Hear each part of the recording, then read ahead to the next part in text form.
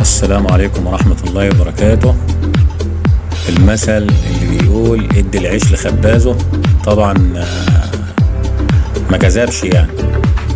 فنصيحة لكل واحد عاوز يفرش شقته فينيل أرضية أو مشمع الأرضية، اوعى أي حد يقول لك أنا هعمله لك أني وأنا أركبه وماهوش شغلانة وماهوش مش عارف إيه، لأن طبعا دي كارثة.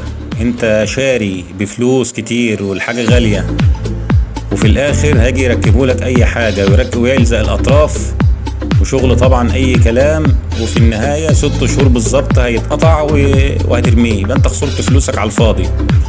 فنصيحة دايما ادي العيش لخبازه، المثل ده ما خابش. اديكوا شايفين الفرق قبل وبعد، شوف الفينش والتشطيب واللحمات والحاجات دي. شكرا.